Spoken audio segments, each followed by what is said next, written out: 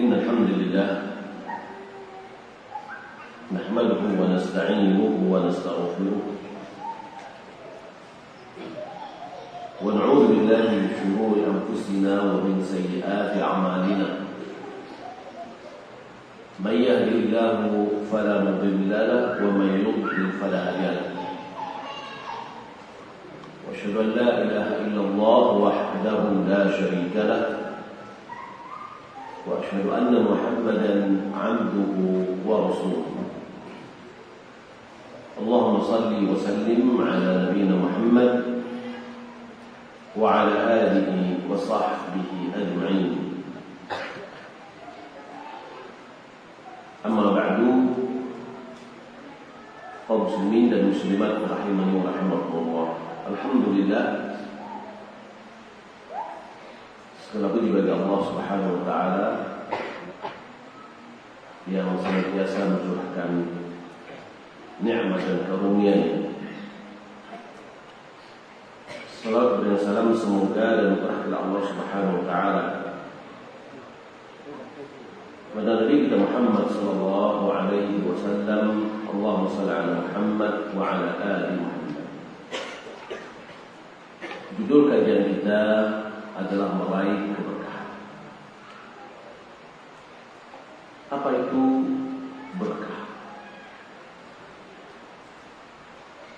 Berkah artinya adalah ziyadah, bertambah.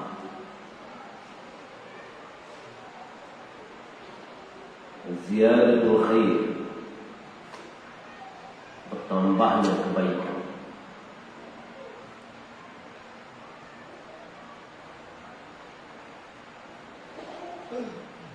Entah berapa dari manusia mengeluhkan akan kurangnya keberkahan. Terkadang dia sudah mengira hidupnya sudah sempit. Segala usaha yang sudah dia kerjakan terasa tidak mendatangkan keberkahan. Harta yang dimiliki tidak berkah. Rezeki rasanya tidak ada keberkahan. Pada anaknya juga rasa kurang keberkahan. Istri juga kurang keberkahannya. Rumah tidak ada keberkahan. Umur hilang atau habis begitu saja tanpa membawa kebaikan. Dan waktu juga tidak ada keberkahan. Itu sebagian dari orang. Sebagian yang lain kondisinya bertolak belakang dari yang pertama. Ada pada seluruh lini dari kehidupannya. Keberkahan dalam umur, keberkahan dalam waktu, kelapangan rezeki, kemudian terasa umur dan waktu yang dilalui banyak kebaikan-kebaikan yang didapatkan, banyak kebaikan-kebaikan yang dilakukannya. Dia bisa tidur dalam harta yang dimiliki. Dia dapatkan rasa ketenangan, ketentraman dengan anak-anak yang dia miliki.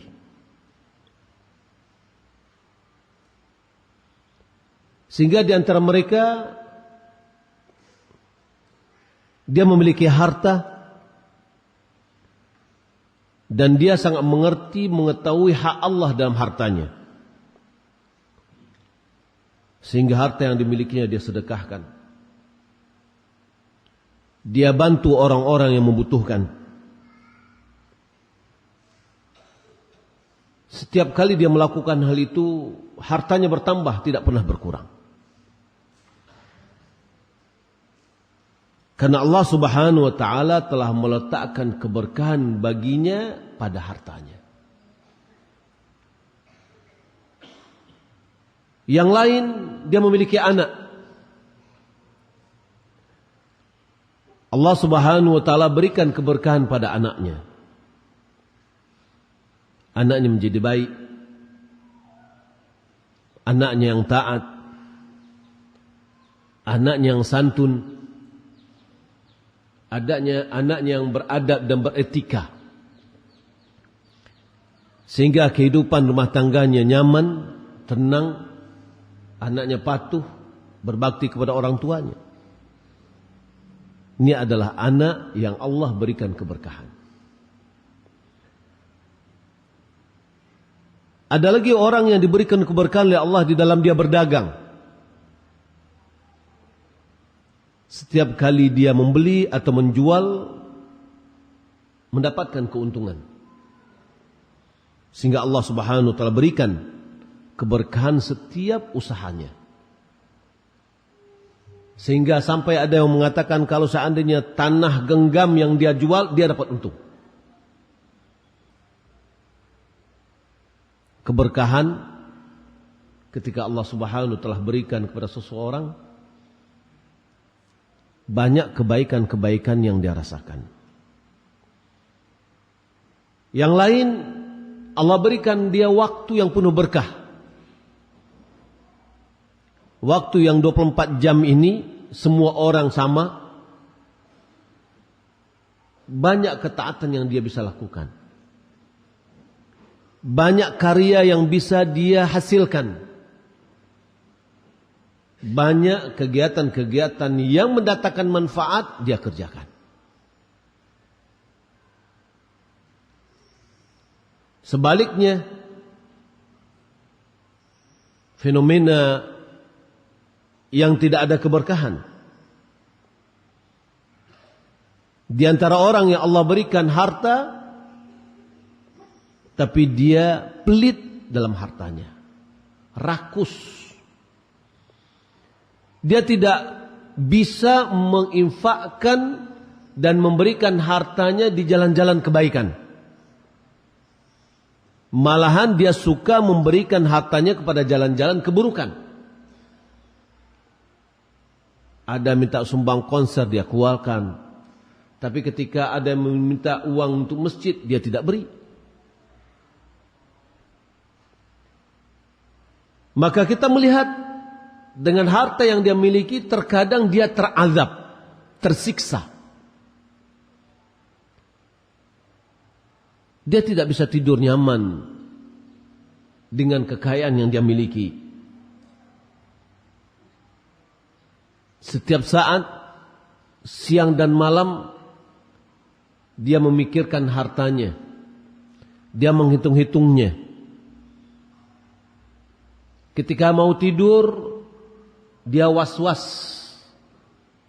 Jangan-jangan ada sebagian dari pegawai yang mencuri uangnya. Sibuk siang hari dalam bekerja meraih uang, dan malamnya penuh dengan kewas-wasan kalau seandainya hartanya dicuri oleh orang. Waktunya terasa sempit, sehingga tidak ada kesempatan baginya untuk beribadah. Tapi untuk waktu yang berpoya-poya, dia memiliki waktu yang panjang. Dia membeli dengan hartanya sendiri siksaan untuk dirinya. Tidak ada ketentraman, tidak ada kenyamanan. Dia pergunakan hartanya dalam rangka bermaksiat kepada Allah. Fenomena ini adalah fenomena orang yang kurang keberkahan, dan malahan terkadang sudah dicabut keberkahan dari hartanya, waktunya, umurnya, keluarganya. Anaknya Dia memiliki anak yang banyak. Masing-masing anaknya membangkang. Ketika diperintahkan, dia tidak taat. Dia sakit, semua anaknya cuek. Sehingga terkadang dalam kondisi itu malah dia berangan-angan, kapan ajalku menjemput, agar kondisi yang menyiksa ini cepat berakhir. Inilah bentuk dari keberkahan apabila sudah dicabut. Kaum muslimin dan muslimat yang muliakan Allah Subhanahu wa taala. Bagaimana caranya kita bisa meraih keberkahan? Keberkahan dalam kehidupan kita, keberkahan dalam dagang kita, keberkahan dalam keluarga kita, keberkahan selama kita hidup di dunia.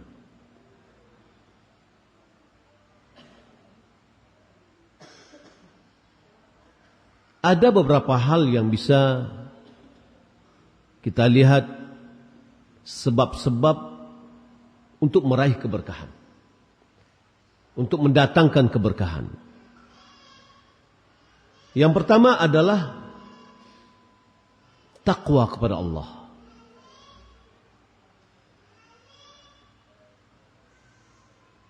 Allah Subhanahu wa taala berfirman dalam surah Al-A'raf ayat 96.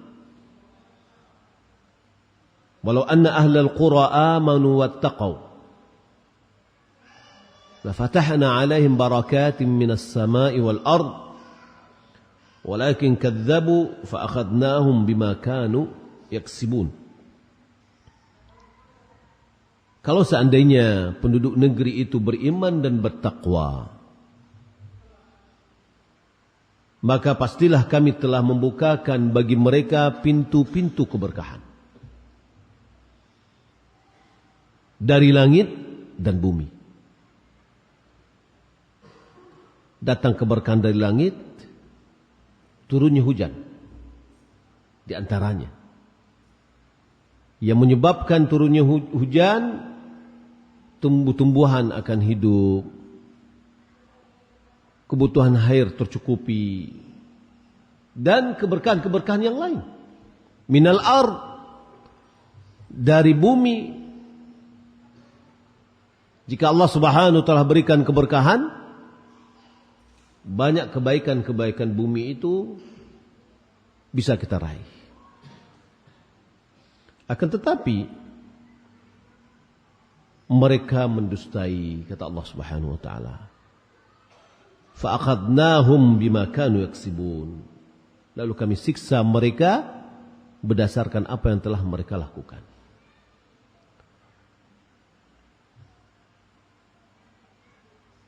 Ayat ini menunjukkan kepada kita kalau seandainya penduduk negeri itu betul-betul jujur, mengimani para rasulnya, mengikuti para rasulnya dan menjauhi apa-apa yang dilarang oleh Allah Subhanahu wa taala, maka pasti Allah Subhanahu wa taala akan membukakan pintu-pintu keberkahan, pintu-pintu kebaikan dari segala sisi. Akan tetapi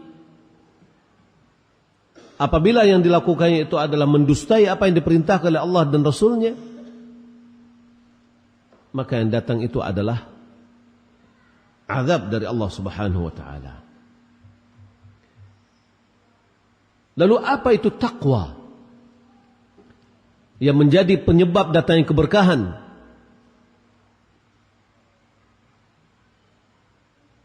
Banyak ulama memberikan definisi takwa, akan tapi madmunnya, intinya yaitu menjalankan perintah, meninggalkan larangan. Itu hakikat takwa. Apapun yang diperintahkan, dia kerjakan. Apapun yang dilarang, dia tinggalkan. Termasuk yang diperintahkan adalah yang dianjurkan. Termasuk yang dilarang adalah yang dimakruhkan. Karena perintah Ada yang bersifat ilzam, ada yang bersifat anjuran. Perintah yang bersifat ilzam, kewajiban, keharusan, itu adalah wajib. Perintah yang bersifat anjuran, itu adalah mandubat, yaitu yang sunnat-sunnat. Kemudian larangan, ada yang bersifat penekanan, itu adalah manhiyat, muharramat, hal-hal yang diharamkan.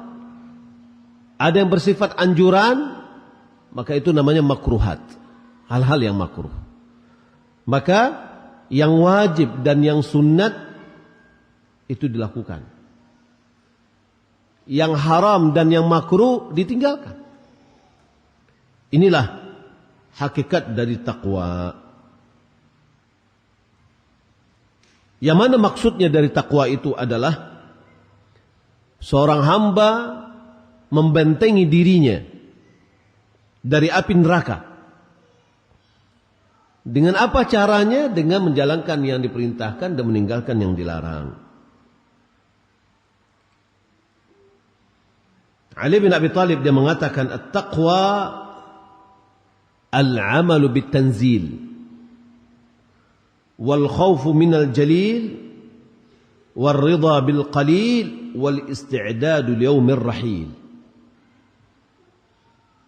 Taqwa itu adalah al-amalu bit-tanzil, beramal berdasarkan wahyu yang diturunkan baik Al-Quran maupun sunnah.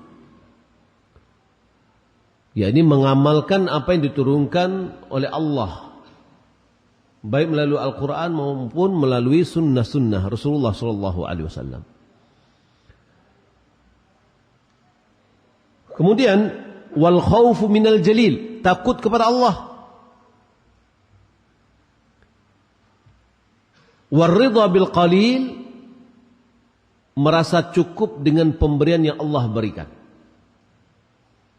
Wal isti'dadu liyaumir rahil, persiapan untuk hari keberangkatan, yakni ke akhirat. Talq bin Habib dia mengatakan, at-taqwa an ta'mala bi ta'atillah ala nurin minallah tarju thawab Allah. Engkau mengamalkan ketaatan kepada Allah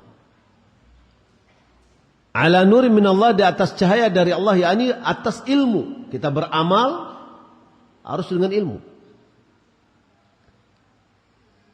berharap mendapatkan pahala dari Allah. Wa antatruka ma'siyat Allah, engkau tinggalkan maksiat kepada Allah ala nurin minallah, di atas cahaya dari Allah. Yani kita tidak melakukan maksiat bukan kita tidak mampu, tapi karena kita tahu itu adalah maksiat, kita tinggalkan. Takhafu azab Allah, kita takut dengan azab Allah. Kita tahu ini adalah maksiat dan ini yang mendatangkan azab dari Allah. Lalu yang takwa itu kita meninggalkan maksiat tersebut walaupun ada kesempatan, tapi kita tidak mau mengerjakannya karena kita tahu itu adalah larangan dan dia akan mendatangkan iqab dari Allah Subhanahu wa taala. Maka takwa kaum muslimin dan muslimat dimuliakan Allah Subhanahu wa taala, jika takwa itu sudah menjadi pakaian kita, maka manfaatnya sangat besar sekali di dunia dan di akhirat. Allah Subhanahu wa taala firman, "Wa may yattaqillah yaj'al lahu makhraja." Siapa bertakwa kepada Allah, maka Allah akan berikan baginya makhraj, jalan keluar.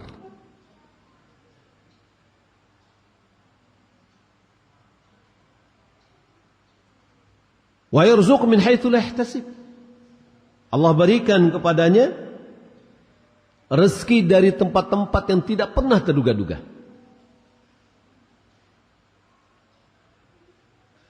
Di dalam surah Al-Baqarah Allah Subhanahu wa taala berfirman, "Wattaqullaha wa yu'allimukumullah."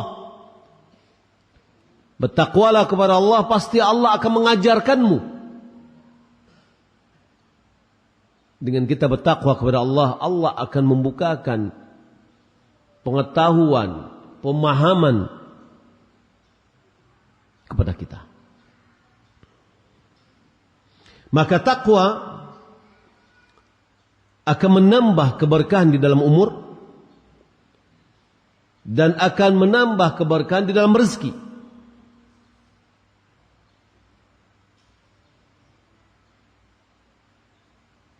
Maka orang yang bertakwa, dia akan mendapatkan apa yang dia inginkan.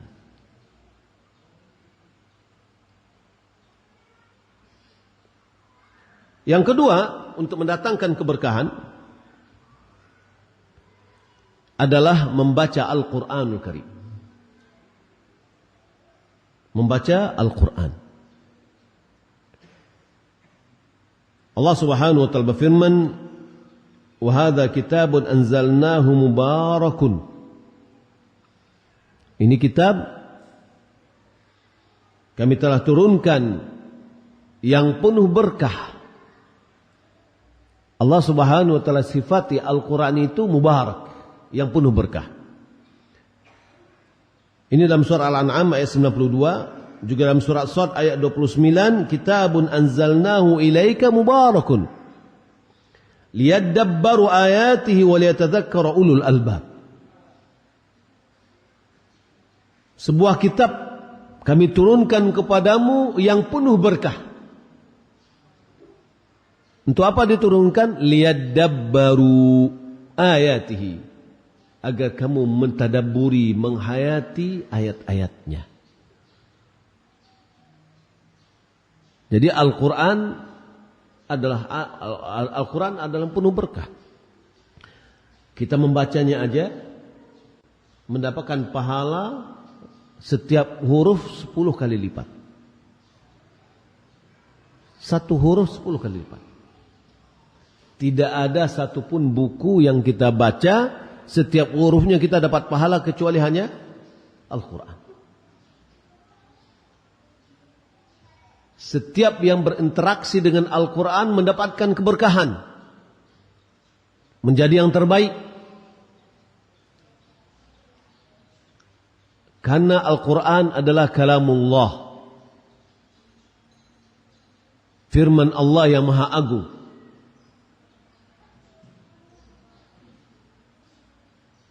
Malaikat yang membawanya kepada Nabi kita Muhammad sallallahu alaihi wasallam adalah malaikat Jibril.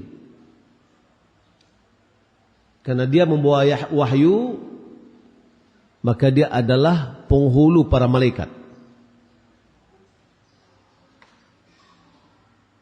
Diturunkan oleh Allah Subhanahu wa taala pada malam Lailatul Qadar, sehingga dia menjadi malam yang terbaik dari 1000 bulan. Diturunkan kepada Nabi kita Muhammad sallallahu alaihi wasallam,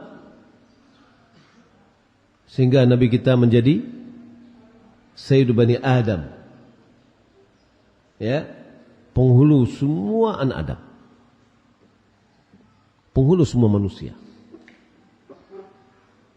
Diturunkan pada bulan Ramadan,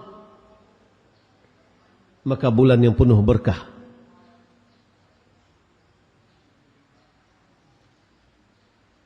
Ketika dia dibaca, dipelajari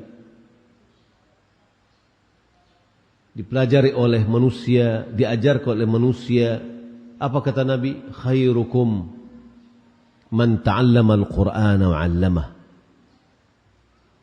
Sebaik-baik kalian adalah orang yang mempelajari Al-Quran dan mengajarkannya.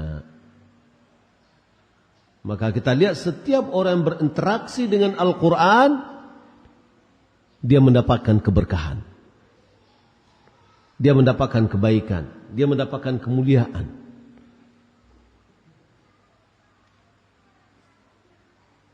Apalagi kita mentadabburinya,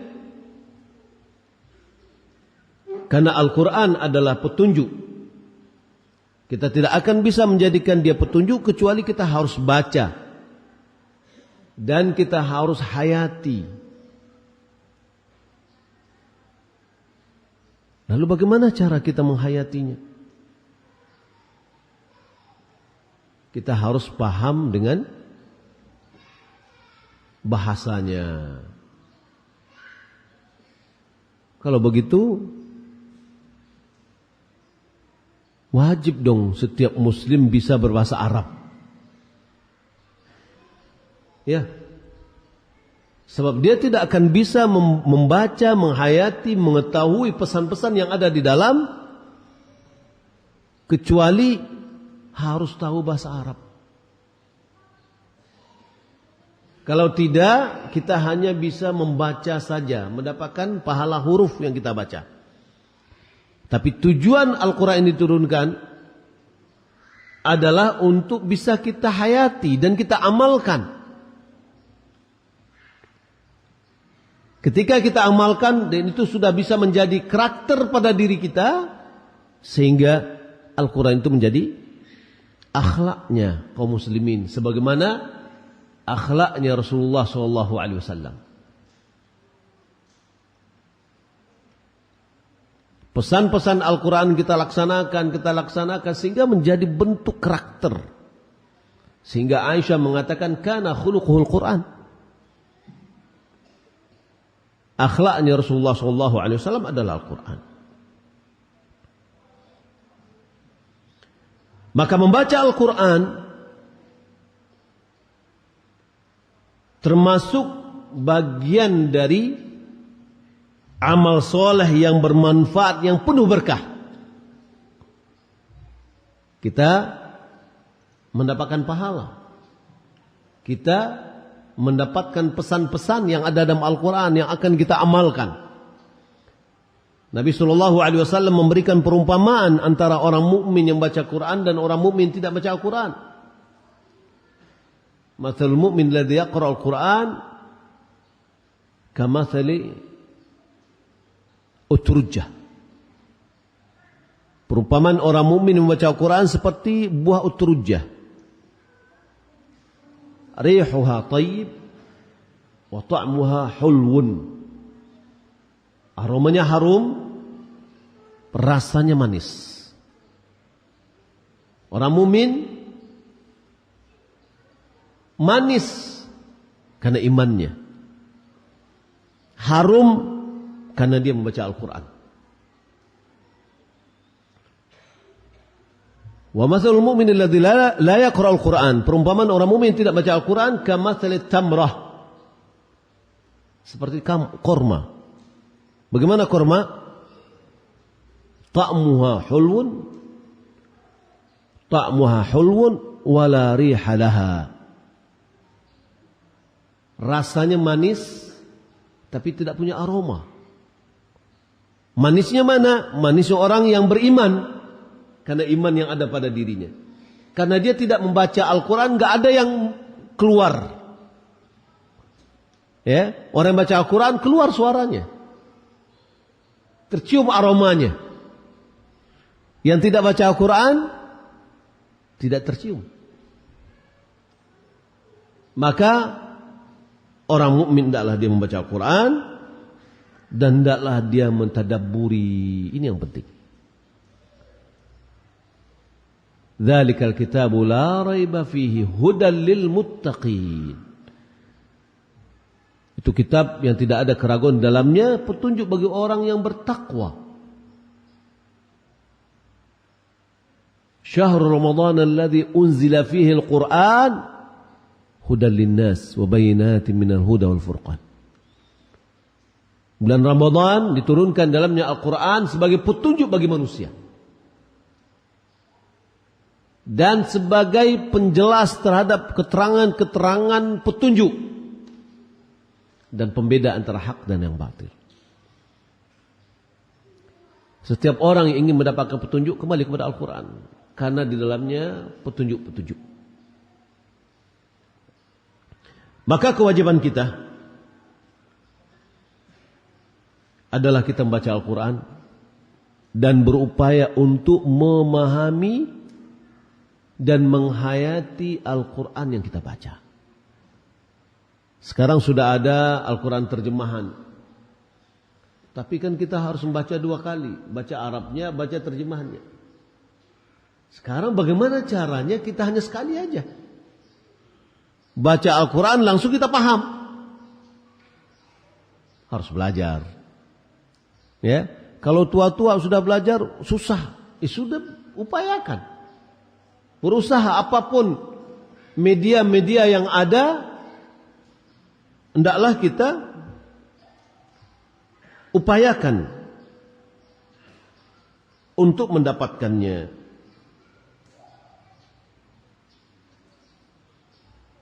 Sehingga Allah Subhanahu wa taala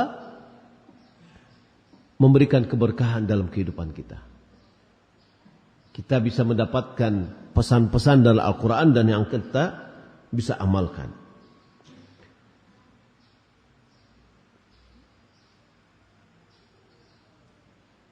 Maka ini hendaklah upaya kita selalu membaca Al-Quran. Ya, keberkahan dalam baca Al-Quran itu banyak, manfaatnya banyak. Surah Al-Baqarah yang dibaca dalam sebuah rumah, syaitan akan lari. Yang akan masuk adalah malaikat rahmat. Adalah keberkahan untuk kita. Kita membaca setiap huruf adalah keberkahan bagi kita. Anak-anak kita yang mempelajari Al-Quran, keberkahan untuk mereka. Dan untuk kita juga. Kita mengajarkan Al-Quran, juga ada keberkahan. Kita isi waktu kita untuk mempelajari Al-Quran. Itu keberkahan pada waktu kita. Kita terkadang sering lalai, apalagi dunia sekarang ini. Ya, sosial media yang telah mengganggu kita. Ayo kita ganti dengan sesuatu yang mendatangkan keberkahan, yaitu kita mempelajari Al-Quran. Yang ketiga,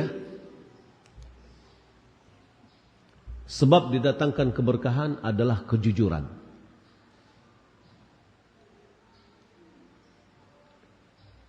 Itu secara umum. Nah, keberkahan di dalam jual beli adalah kejujuran di dalam jual beli.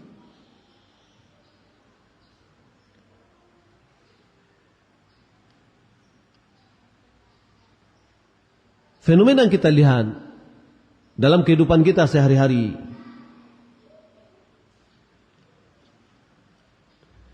di antara pedagang apabila kita datangi untuk kita membeli sesuatu darinya, boleh jadi dia bersumpah demi Allah. Ya. Tapi sumpahnya sumpah berat nih. Bahwasanya dia membeli barangnya ini seharga sekian, modalnya sekian, ternyata tidak. Tidak ada kejujuran. Ya, kita ditipu 2 kali, 3 kali. Kebohongan yang di dalam jual belinya itu akan menyebabkan keberkahan akan hilang. Di antara pedagang ada yang katanya ini adalah barang asli, taunya KW. Malahan ada sebagian kawan-kawan dalam berdagang mengatakan sudah susah sekali kita membedakan antara asli dengan yang KW. Ini pedagang sendiri ngomongnya. Keluarnya dari pabrik juga. Ya. Nah ini dunia sekarang ini.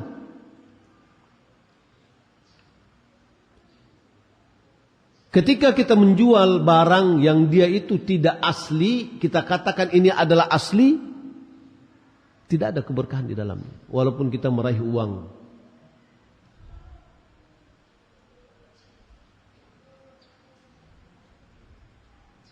Hakim bin Hizam dia mengatakan dari Nabi SAW, beliau bersabda, al-bay'ani bil khiyari ma lam yatafarraqa. Orang yang berjual beli, mereka adalah orang yang masih punya hak untuk melanjutkan atau tidak melanjutkan selama mereka di majelis, belum berpisah.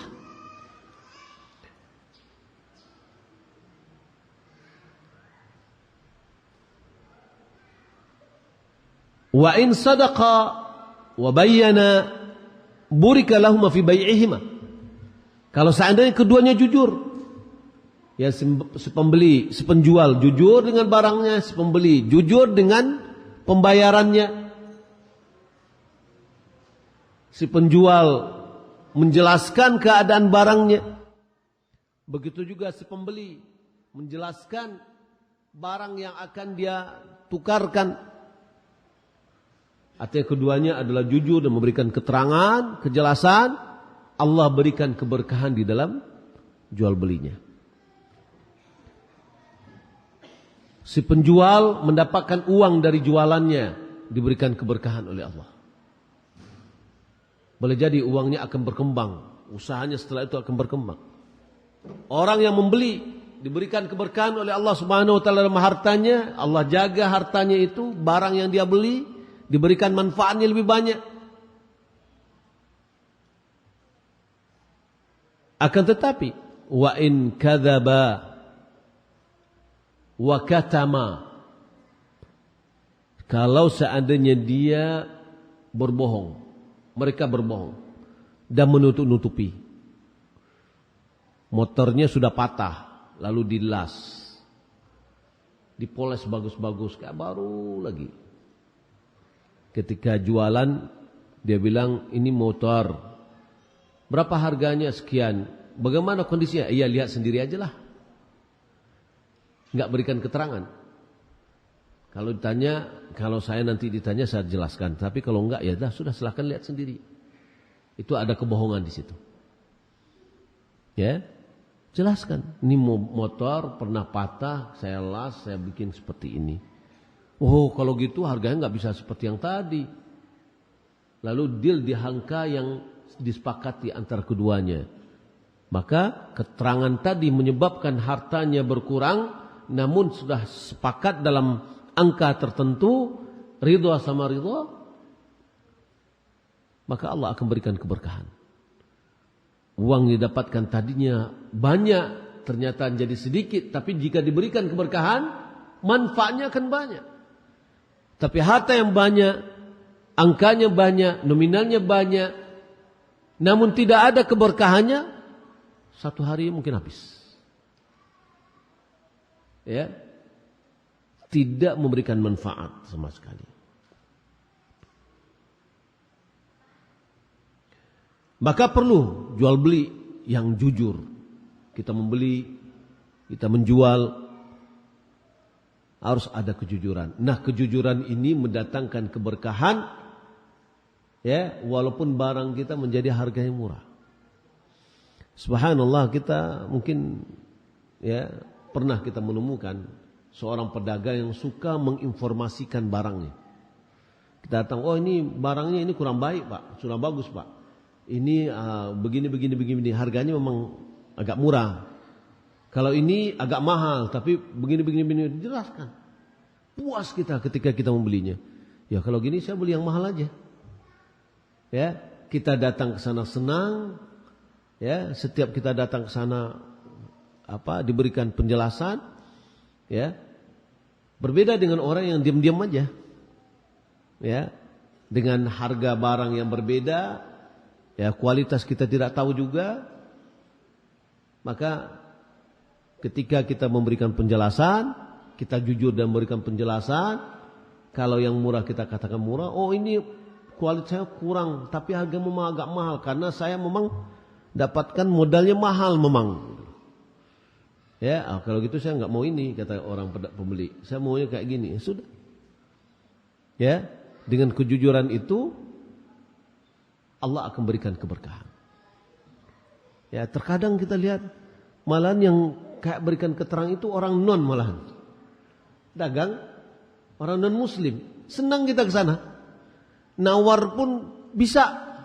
Walaupun 1.000 2.000 kurangin, tapi senang gitulah. Orang mukmin ini kata Nabi SAW, samhan fil bai' wa samhan fil syira. Punya toleransi ketika dia menjual, toleransi dalam membeli. Ketika dia menjual, toleransi bagaimana? Ada yang nawarin, dia kurangi. Ya, Toleransi ketika dia membeli, ya dia lihat, ditawar nggak mau, dia tetap juga beli. Ya, kadang ada orang yang membeli ketika ditawar langsung separuh harga. Ya, ini tidak samhan, ini tidak toleransi namanya. Ya, terlalu kaku dan tawar ke agak kasar gitu ya. Ada lagi yang pedagang ketika ditawar akhirnya dia marah-marah. Masa ditawar-tawar lagi? Samhan, toleransi, ramah. Itu orang mukmin. Ya, jangan yang sifat ini yang telah diajarkan oleh Nabi SAW diambil oleh orang non, sehingga dagangnya ya semakin laku. Kadang-kadang kita sebagian kita ada yang berdagang, banyak orang akan beli, udah sekali ini aja dia beli, terserahlah, pokoknya barang ini hilang, habis. Akhirnya barang yang jelek dikasih ke dia. Ya, terutama beli buah deh. Kalau dulu musim duku misalkan ya, coba deh. Suruh Mas beli duku, tolong pilih sendiri. Maka di atasnya tinggi, besar, bagus, tapi yang diambilnya di bawah. Pasti kita akan, sekali ini aja lah ke sana. Tapi ada orang pilihnya yang bagus-bagus. Besok dia datang lagi ke situ. Ya. Ini juga pernah Nabi SAW lihat. Ketika beliau melihat ada unggokan gandum, korma, lalu beliau taruh tangannya ke bawah. Ternyata ada basah. Kata Nabi SAW, kenapa tidak Anda taruh di atas? Oh, ini kena hujan malam tadi Rasulullah. Apa kata Nabi? Man ghasyana falaysa minna. Siapa yang curang kepada kami, kepada kita, dia bukan dari golongan kita. Nah, kejujuran dalam berdagang, maka itu datanglah keberkahan dari Allah Subhanahu wa taala.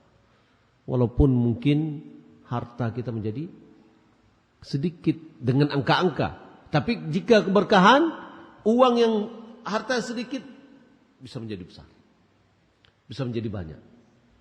Tapi harta yang banyak tidak ada keberkahannya, ya, malahan manfaatnya tidak kelihatan. Yang keempat, masih dalam kejujuran apabila kita berserikat dengan orang lain, yakni berkongsi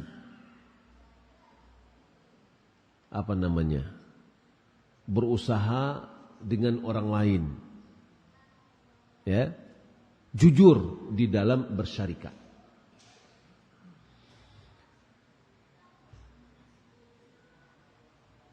Kita melihat ada orang yang berserikat, ya, bersama-sama membuat usaha bersama, ya. Lalu mereka ini jujur, ikhlas. Ya, ada syarikah ini kan bermacam-macam, ada namanya syarikah abdan, ada syarikah di mana ketika kita membuka usaha berdua, ya, maka kita sudah bersyarikat namanya. Diperlukan kejujuran, keikhlasan, ketulusan. Kalau ini ada, maka Allah akan berikan keberkahan. Ya, jual belinya, usahanya akan berkembang dengan baik. Dia akan diberikan rezeki yang banyak dan kebaikan yang berlimpah. Sebaliknya, ada orang yang berserikat tidak tulus, hitung-hitungan. Terkadang takut dirugikan oleh kawannya, dia ngambil uangnya dulu. Ya, sehingga dia mencuri kadang-kadang. Dia tidak memberikan keterangan yang jujur kepada kawannya. Maka ini adalah alamat kehancuran dalam usaha.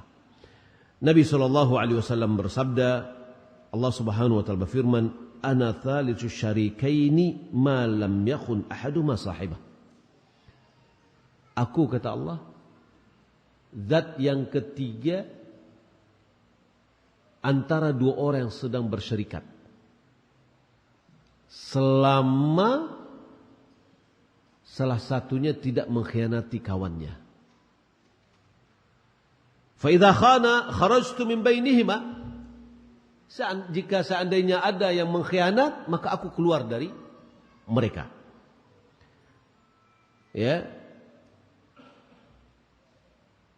Kemudian dalam riwayat yang lain ada tambahan waja'ahu syaitan. Lalu masuklah syaitan ke dalamnya. Hadis ini diriwayatkan Hakim dengan sanadnya yang sahih. Dalam riwayat yang lain, namun ini dilemahkan oleh Syekh Albani, yadullah ala syarikaini ma lam yakun ahaduhuma sahibah. فإذا خان أحدهما صاحبه رفعها عنهما. Tangan Allah berada pada dua orang yang bersyarikat. Selama mereka tidak mengkhianati yang lain. Jika salah satu mengkhianati, maka Allah akan mengangkat tangannya. Sehingga tidak ada keberkahan di dalam usaha. Maka perlu kejujuran. Ya. Keberkahan jika ada terjadi di dalam dua orang berserikat, berusaha bersama-sama, ada kejujuran, Allah berikan keberkahan, Allah tumbuhkan usahanya, Allah kembangkan. Tapi apabila keberkahan dicabut, malahan yang ada adalah kebangkrutan dan kesengsaraan. Yang kelima, yang bisa mendatangkan keberkahan juga adalah jauh dari kefasikan. Jauh dari kefasikan. Fasik. Apa itu fisq? Fasik itu adalah keluar dari ketaatan. Keluar dari ketaatan. Fasik ini terbagi kepada dua. Yang pertama fasik akbar.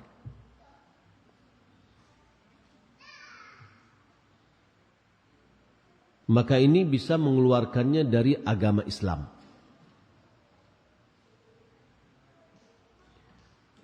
Maka ini seperti kekufuran, kufur akbar, dan nifaq i'tiqadi.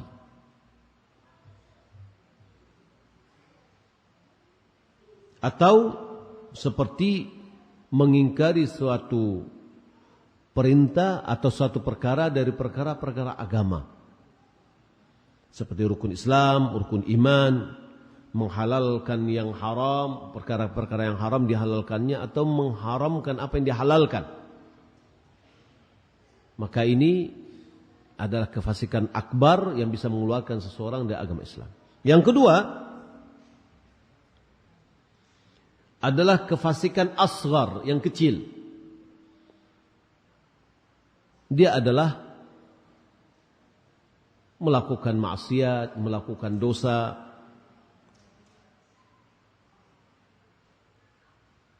tapi tidak sampai kepada tingkat menghalalkannya. Ya. Dia tahu itu adalah haram, dia tahu itu adalah maksiat, tapi lemahnya iman dia menjadikan dia terjerumus. Bukan gara-gara dia mengatakan, oh ini halal. Enggak. Ini haram. Dia tahu itu haram. Tapi terkadang karena imannya berkurang pada saat itu, maka jatuhlah dia ke sana. Karena iman itu bertambah dan berkurang. Bertambah dengan ketaatan, berkurang dengan maksiat. Nabi SAW mengatakan, la yazni zani hina yazni wa huwa mu'min. Tidaklah berzina seorang penzina pada saat dia berzina dia adalah orang mukmin yang sempurna imannya. Tapi pada saat itu adalah orang yang turun imannya dan imannya masih ada.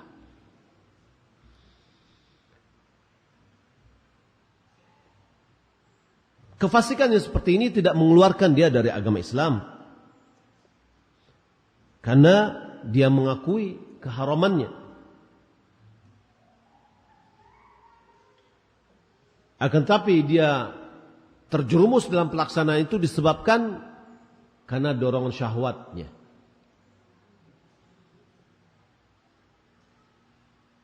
Maka orang yang seperti ini, dia dalam tepi jurang yang dalam, yang berbahaya. Maka hendaklah dia bertaubat dengan taubat nasuha.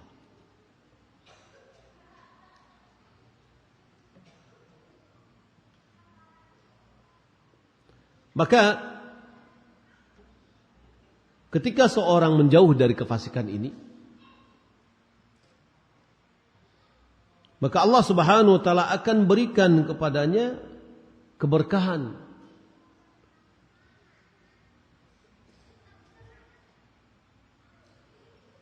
Dengan dia jauh dari kefasikan berarti dekat dengan ketaatan. Dia dekat kepada ketaatan, dia menambah keimanannya, menambah ibadahnya.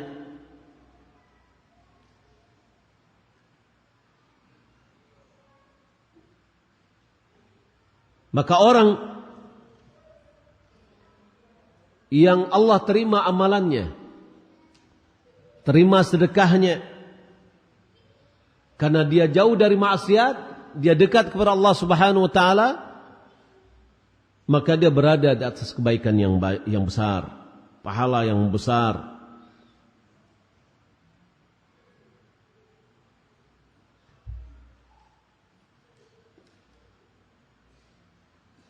Maka selalulah kita berupaya untuk menjauhi maksiat Allah Subhanahu wa taala atau kefasikan agar kita mendapatkan keberkahan, keberkahan dalam harta, keberkahan dalam umur.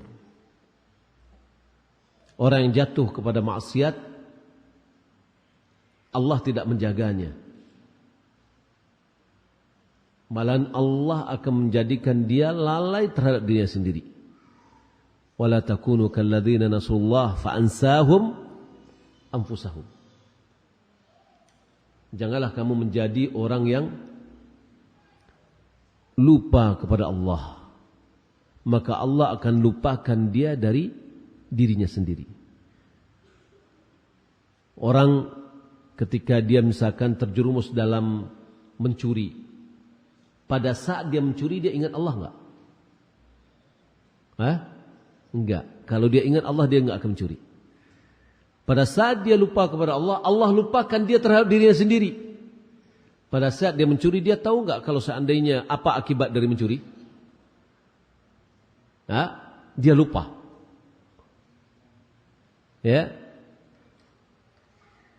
Kalau dia ingat akan apa akibat dari mencuri, dia tidak akan mencuri. Taib. Yang keenam yang bisa mendatangkan keberkahan adalah masuk ke dalam agama Islam. Dan alhamdulillah Allah Subhanahu wa taala sudah tetapkan kita sebagai seorang muslim. Tapi bagi orang yang belum muslim lalu dia masuk Islam, itu adalah sebuah pintu keberkahan bagi dirinya.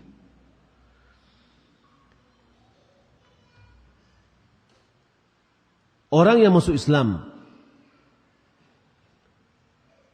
dengan niat yang baik dan ikhlas, masuk Islam dengan ketulusan hatinya, dengan kerelaan jiwanya, sehingga dia betul-betul menjadikan Islamnya menjadi Islam yang baik. Terjadi perubahan pada dirinya. Mulai dia sholat dengan rajin, nampak fenomena Islam itu pada dirinya. Maka Allah Subhanahu wa taala akan berikan keberkahan pada seluruh kehidupannya, dalam seluruh urusannya.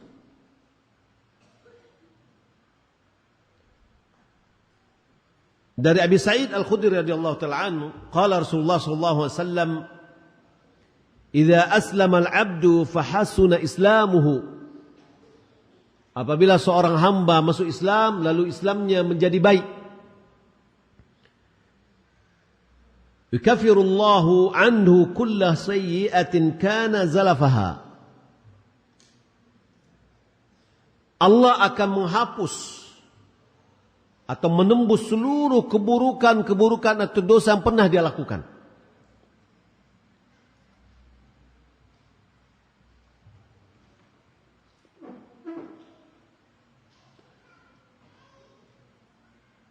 Maka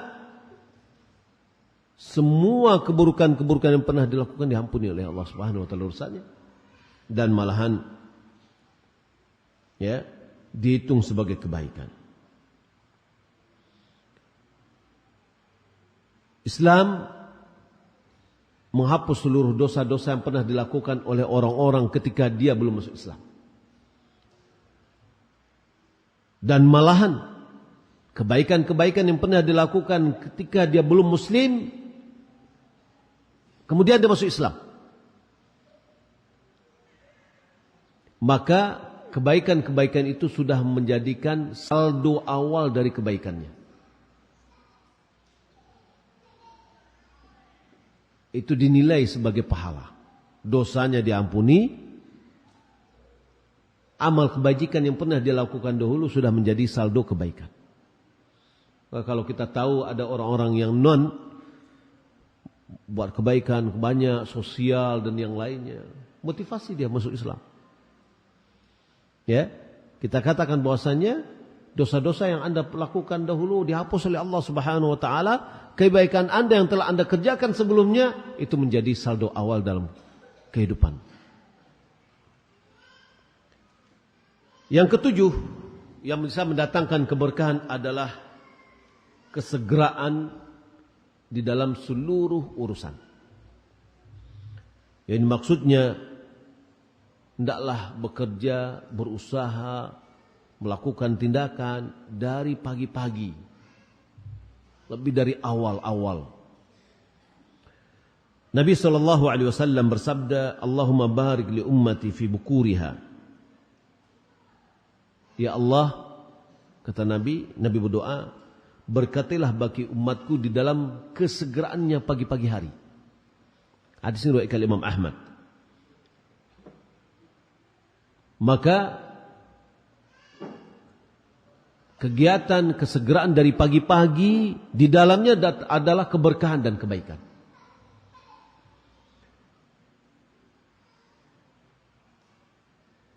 Bentuk pagi-pagi yang paling agung adalah bangun untuk sholat subuh berjamaah. Ya, kita sholat berjamaah pada waktunya. Apalagi kalau kita bangun lebih awal lagi dari sebelumnya. Subhanallah, banyak sekali kebaikan-kebaikan yang bisa kita lakukan. Berbeda dengan orang yang terlambat bangun. Ya, dia akan menjadi malas. Pikirannya menjadi kacau. Perasaannya enggak enak. Apalagi kalau sempat bangun setelah terbit matahari. Ya. Nabi SAW juga mengatakan dalam hadis dikeluarkan oleh Sakhr Al-Ghamidi, Allahumma barik li ummati fi bukurihim. Ya Allah, berikanlah keberkahan bagi umatku dalam kesegeraannya pagi-pagi hari. Sakhr Al-Ghamidi dia mengatakan, wa kana Rasulullah sallallahu alaihi wasallam idza ba'atsa sariyatan ba'atha awwal an-nahar. Nabi kalau saya ingin mengutus pasukan, dia utus dari pagi-pagi betul. Ya, pagi-pagi betul sudah diutus, berangkat.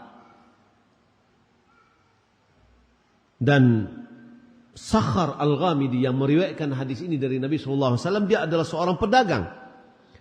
Apabila dia ingin mengirim dagangannya, seperti orang yang berdagang misalkan ke pasar-pasar atau juga misalkan ke kampung-kampung, ya, dia kirim perdagangannya pagi-pagi sudah berangkat.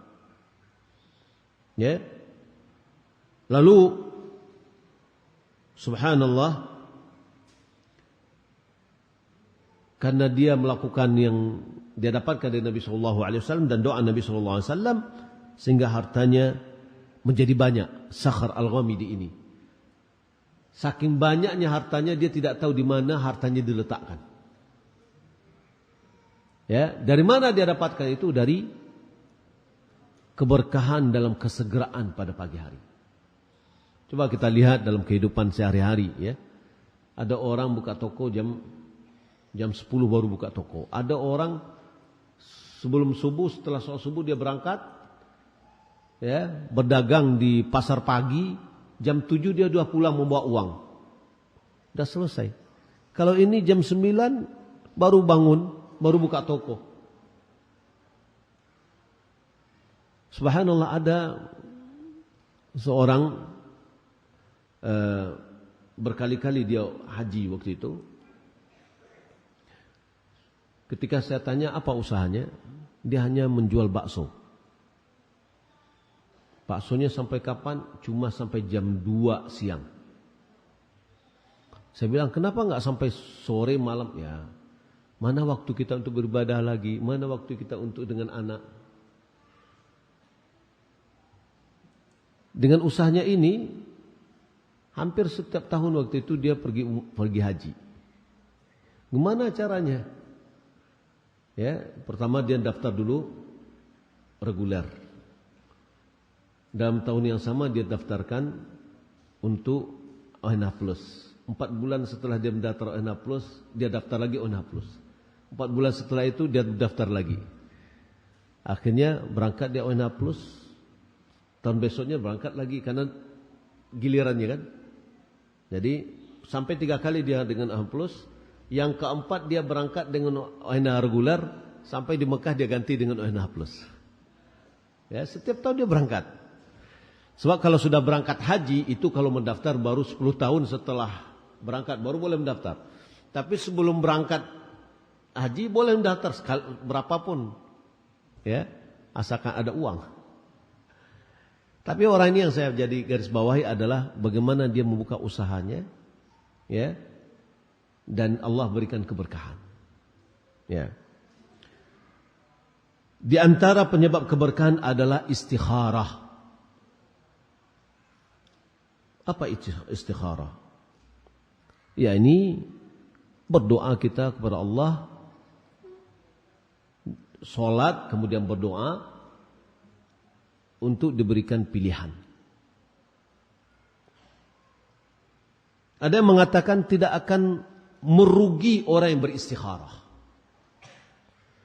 Tidak akan merugi orang yang bermusyawarah. Dan tidak akan menyesal orang yang beristikharah. Ya. Dan keduanya ini adalah bagian dari istikharah. Seseorang apabila dia ingin melakukan sesuatu sebelumnya, ya, hendaklah dia sudah melakukan istikharah. Ingin buat rumah, membangun rumah, membeli rumah, beli motor, beli mobil, apapun yang akan dilakukan. Saya pernah tanyakan kepada guru saya, Syekh Abdullah Ubailan, untuk istikharah ini apa poinnya? Apakah setiap yang akan kita lakukan atau hanya poin-poin tertentu? Kata beliau, ini adalah perkara-perkara yang memberikan pengaruh dalam kehidupan seorang manusia.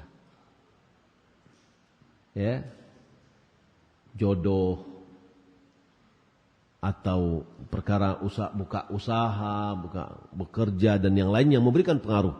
Maka ini perlu ada istikharah. Sebagian ulama ada mengatakan enggak, seluruh urusan. Ya. Nabi SAW mengajarkan kepada para sahabat istikharah sebagaimana beliau mengajarkan surat dari Al-Quran. Diulang-ulang terus. Sebagaimana riwayat dari Jabir bin Abdullah,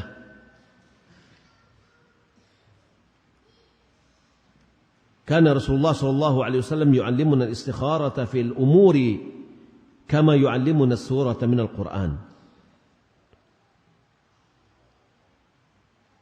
Wa yaqul idza hamma ahadukum bil amri falyarka' rak'ataini min ghairi fariḍah. Siapa di antara kalian yang punya ham itu keinginan kuat akan suatu perkara, maka hendaklah dia solat 2 rakaat bukan solat fardu.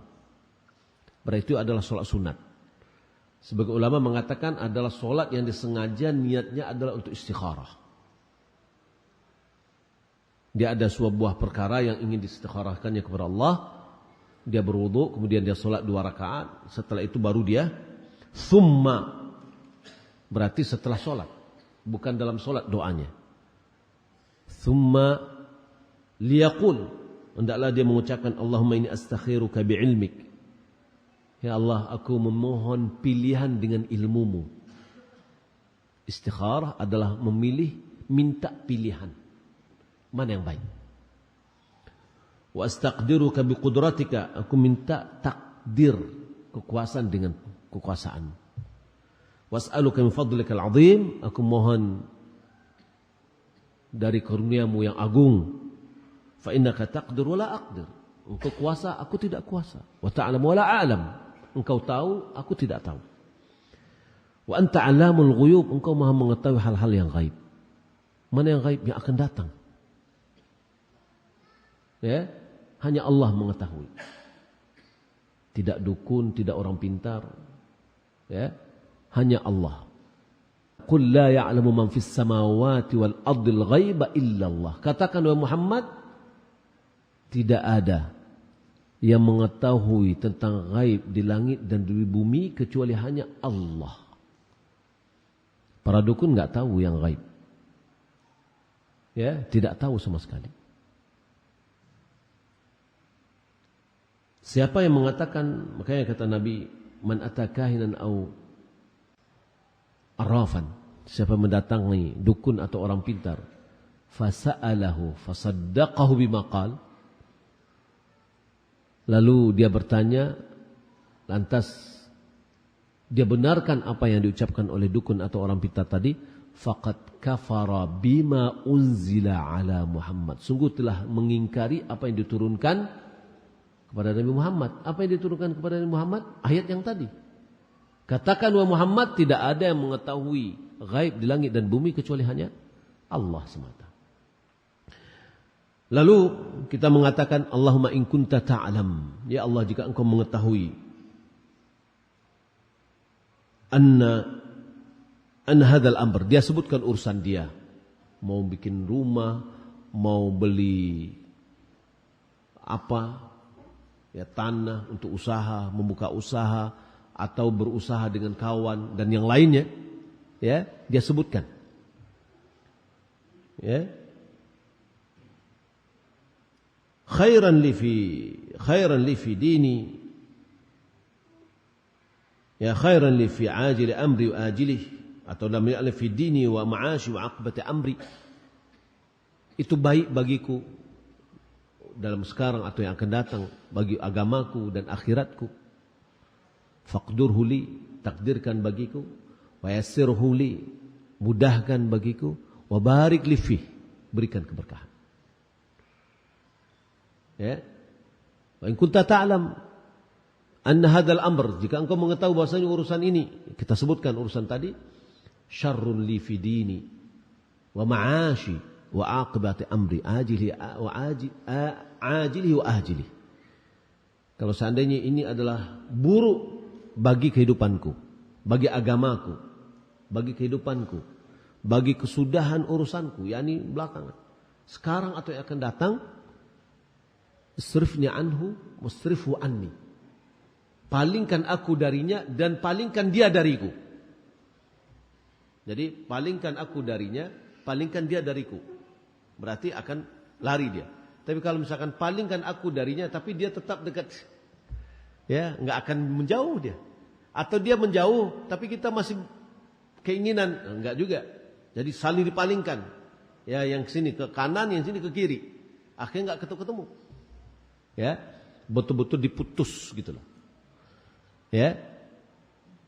Lalu waqdur lil khair haitsu kan thumma ardini bi. Lalu berikan kepadaku keputusan yang lebih baik dan berikan keridhaan bagiku.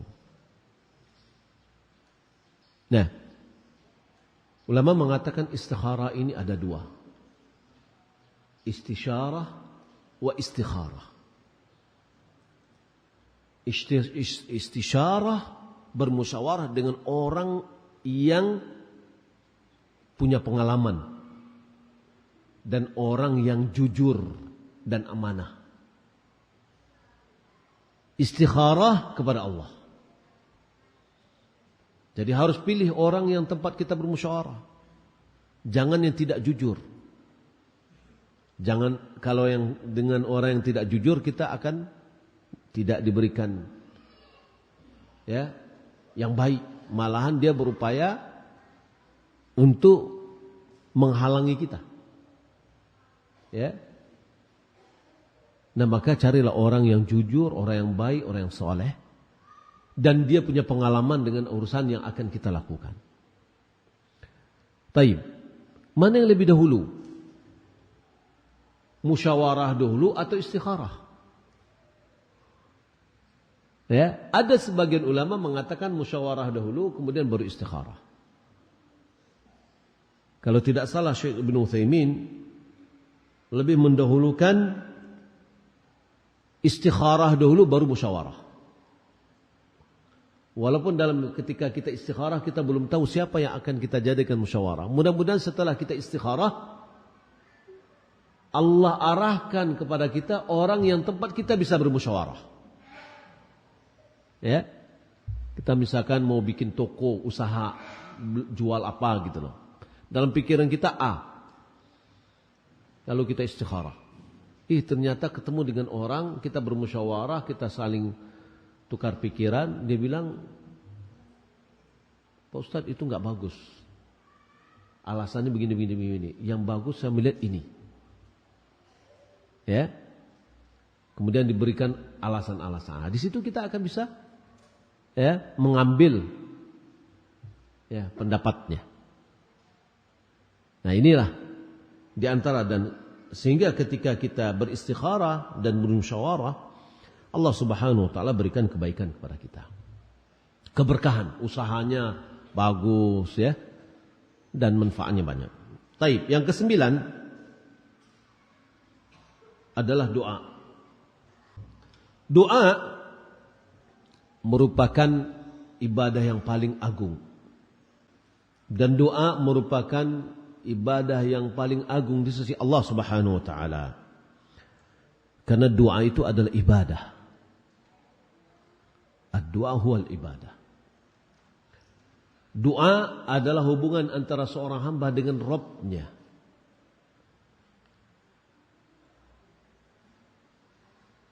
Maka seorang hamba hendaklah jangan lalai sama sekali dalam hal ini berdoa.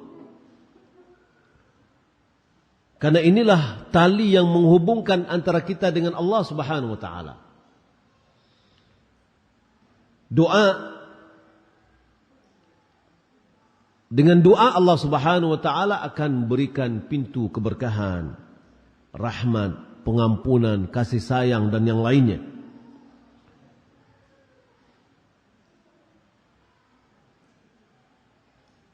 Maka ini kita lihat doa, kita doa dalam harta kita, dalam rezeki kita, dalam umur kita. Kita beri mohon kepada Allah, ya Allah berikan aku keberkahan dalam umur, dalam waktu, dalam anak dan seterusnya.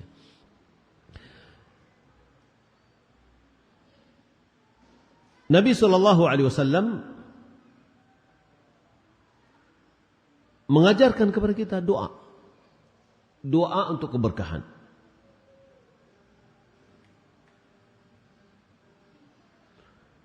Ya, di antaranya adalah doa ketika setelah makan. Bagaimana apa yang kita makan ini diberikan keberkahan oleh Allah Subhanahu wa taala.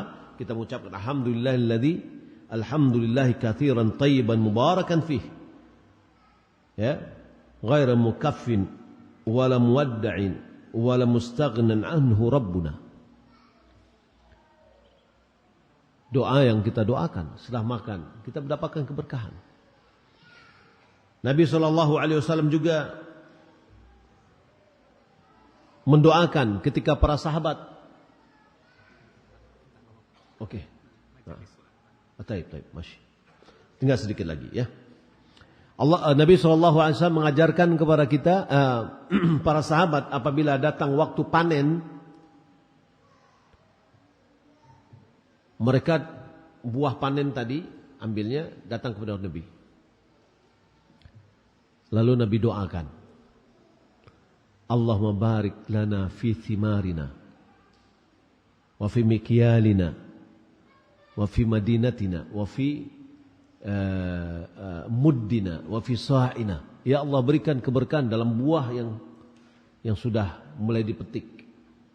Ya, keberkahan di kota Madinah, di kota ini, keberkahan di dalam timbangan, keberkahan di dalam takaran, sa', mud dan seterusnya.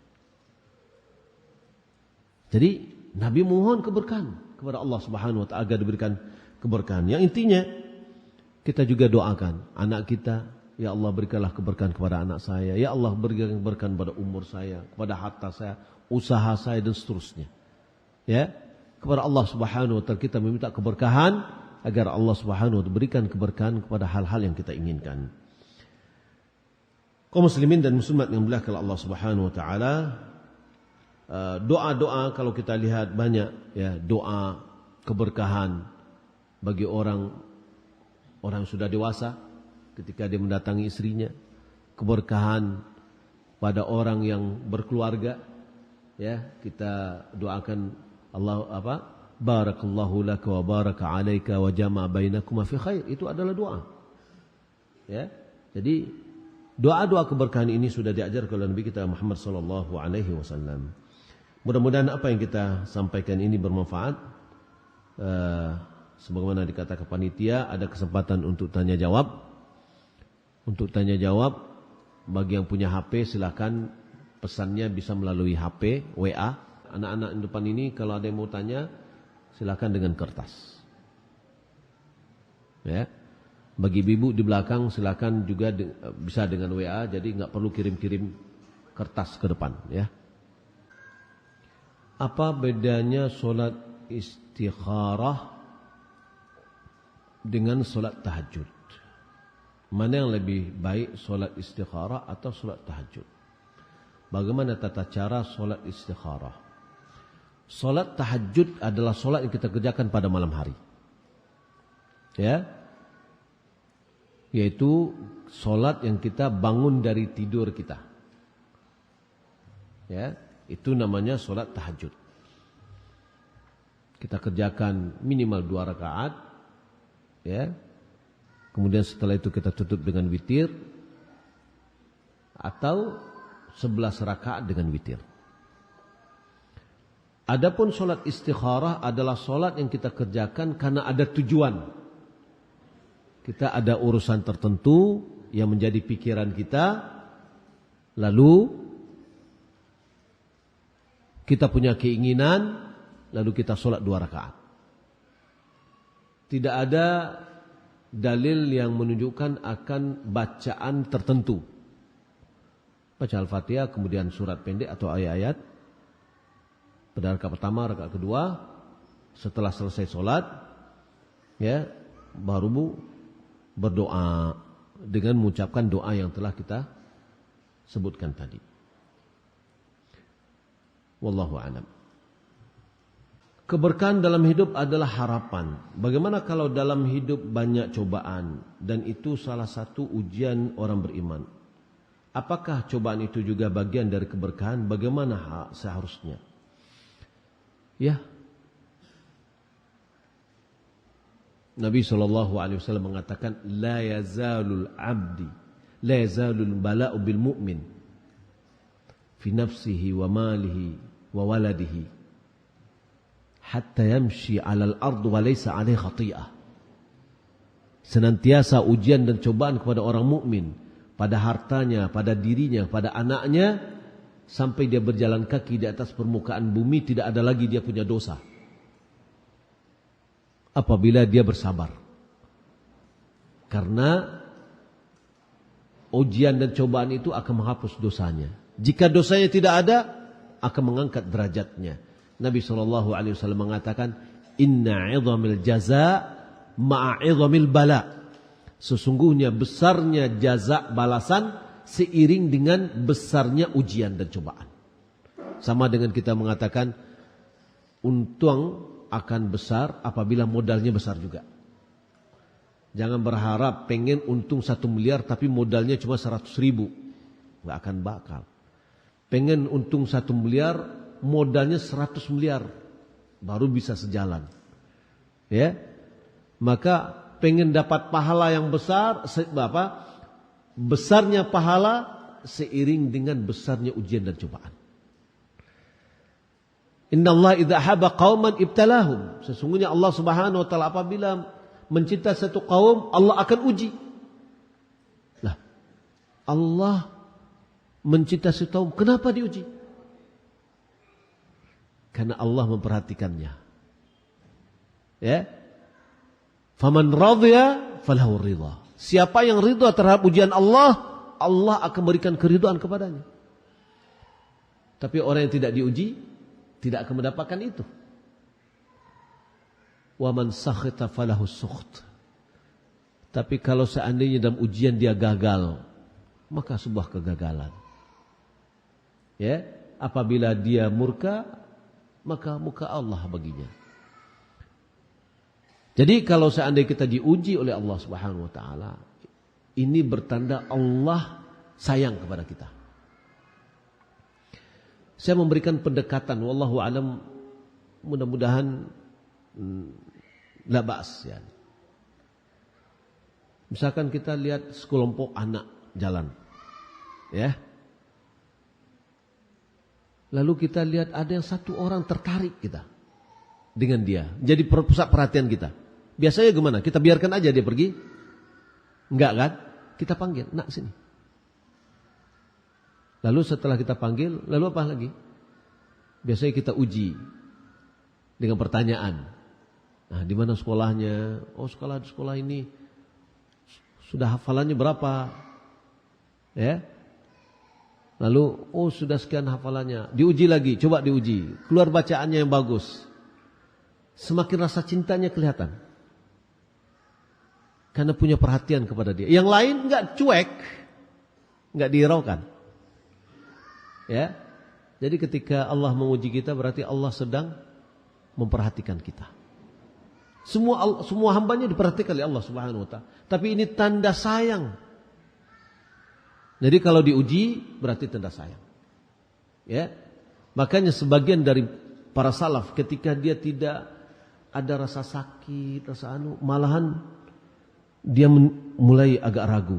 Jangan-jangan Allah lupa dengan kita. Ya. Ditimpa oleh rasa demam atau apa, itu akan menghapus dosa. Jadi ujian dan cobaan itu apabila datang itu bisa menghapus dosa. Itu manfaat bagi orang mukmin. Ya. Kalau dosanya habis, itu akan menjadi untuk meningkatkan pahalanya. Tapi kalau tidak pernah diuji-uji, gimana? Ya Allah, datangkanlah ujian kepadaku. Jangan. Nabi SAW mengatakan, la tatamannau liqa'al adu. Jangan berangan-angan ketemu musuh. Karena ketemu musuh itu adalah ujian. Bagian dari ujian. Fa idza laqitumuhu fathabbitu atau fasbiru. Jika ketemu mereka, bersabar. Itu ujian. Hadapi. Tapi kalau nggak ketemu, jangan berangan-angan ketemu musuh. Jadi kalau tidak ada ujian dan cobaan, jangan mengatakan, ya Allah timpakanlah kepadaku ujian. Jangan. Karena kita tidak tahu apakah kita mampu untuk menghadapi atau tidak. Ya. Wallahu ta'ala alam.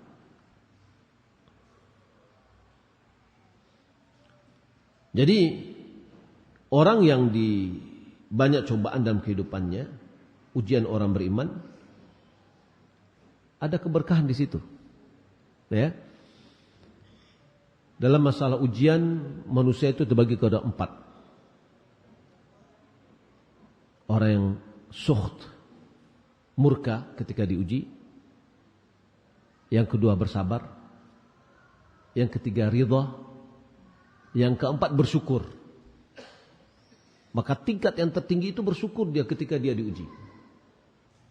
Kenapa? Karena ini pahala, ya, peningkatan nilai imannya akan bertambah. Ridha Datang atau tidak datang sama aja bagi dia. Ada tidak ada sama. Sabar berat. Ya, terasa beratnya dalam kehidupannya. Terasa dia, tapi dia bersabar menahan, tidak mau mengucapkan dengan kata-kata yang tidak baik, tidak mau mengungkapkan dengan gestur tubuh yang menunjukkan akan murka terhadap ujian, enggak pernah. Kalau nangis itu adalah suatu hal yang biasa. Ya. Tapi dia tidak menuturkan kata-kata yang tidak baik. Ya, kemudian yang paling rendah dan itu adalah orang yang terkena murka adalah orang yang murka dari ujian dari Allah Subhanahu wa taala. Wallahu a'lam. Bagaimana ya Ustaz menghadapi remaja yang susah sekali dinasihatin padahal anak tersebut lulusan pondok salaf, terkadang merasa gagal dalam mendidik anak. Apa mungkin kehidupan kami sekeluarga tidak berkah? Sampai jam berapa? Kita jawab satu ini dulu ya. Pertama, hidayah itu tangan Allah. Hidayah di tangan Allah. Kita memasukkan anak kita ke pondok salaf itu sudah benar. Tidak ada yang salah. Tapi boleh jadi lingkungan yang mempengaruhi. Atau mungkin diri kita sendiri ada yang salah. Maka perlu kita belajar sebagai orang tua. Bagaimana kita sabar menghadapi anak kita. Ya. Selalulah kita berdoa kepada Allah. Ini adalah silahul mukmin. Senjata yang paling ampuh, yaitu berdoa kebaikan untuk anak kita. Karena ada 3 doa yang tidak tertolak, yang dikabulkan oleh Allah. Di antaranya da'watu al-walid ala waladihi. Dalam riwayat yang lain da'watul walid liwaladihi. Doa orang tua atas anaknya. Ya, ini doa celaka. Dan riwayat yang lain doa orang tua untuk anaknya, doa kebaikan. Ya. Mana yang mau kita pilih? Mengucapkan doa celaka atau doa kebaikan? Doa kebaikan tentu. Ya. Sesusah-susahnya anak kita doa selalu, doa. Kita tidak tahu, mungkin ada titik tertentu, masa tertentu dia berubah. Ya. Memang kadang-kadang kita orang tua berhadapan dengan anak kita yang setiap saat kadang-kadang dia melakukan perbuatan yang tidak kita sukai. Tapi jangan sempat keluar dari kata mulut kita upatan, cacian, makian, ya, yang itu mengandung laknat. Doalah, cari waktu-waktu yang tepat kita doa, kemudian kita ajak berdiskusi dengan anak-anak kita. Ya, berbicaralah dengan mereka, apalagi sudah tamat pondok, seperti kita berbicara dengan orang lain. Hargai dia. Karena zaman sekarang sudah berbeda dengan zaman kita waktu kecil dulu. Kita dulu main rotan, main pukul, kita takut. Sekarang enggak. Dikasihkan tangan kanan, dikasih itu pukul tangan kanan, dikasih tangan kiri lagi, ayo tambah gitu. Jewel tengah kanan, dikasih tengah kiri lagi untuk nambah. Yang perbuatan dia tidak berubah juga. Ya, kenapa kita harus main jewel? Kenapa kita harus main pukul? Kalau seandainya ada cara yang lainnya lebih baik. Doa yang terutama. Pukul itu hanya sewaktu-waktu. Ya. Nih misalkan anak kita melakukan sebuah kesalahan dan itu sudah terjadi. Gimana kita mau nyikapinya? Kita pukul anak kita? Untuk apa gunanya kita memukul? Dia sudah selesai melakukan. Nabi mengatakan man ra'a minkum munkaran. Ra'a berarti suatu kejadian yang sedang terjadi dia lihat. Falyughayyiru biyadihi. Robah dengan tangannya. Apa dengan cara? Mungkin dengan memberinya hukuman sebagai hukuman yang bisa menjerat, atau dia tarik dengan tangannya. Tidak mesti dengan, ya kalau seandainya anak kita ada yang melakukan kesalahan, dia sudah sesali perbuatan itu, ya kita kesal lalu kita pukul, ya maka itu tidak akan mendatangkan manfaat. Paling-paling dia akan bisa menyebabkan dia semakin lari dari kita. Doakan anak kita, sampaikan kepada dia bahwasanya kita mendoakan dia selalu, supaya dia tahu bahwa kita memberikan perhatian kepadanya. Semoga Allah Subhanahu wa taala memperbaiki anak-anak kita semua menjadi anak-anak yang taat dan berbakti kepada orang tuanya, menjadi anak-anak yang memiliki akhlak yang tinggi, anak-anak yang penuh diberikan keberkahan oleh Allah Subhanahu wa taala. Demikian yang dapat kita sampaikan, semoga bermanfaat. Sallallahu Muhammad wa ala alihi wa sahbihi ajma'in. Wassalamualaikum warahmatullahi wabarakatuh.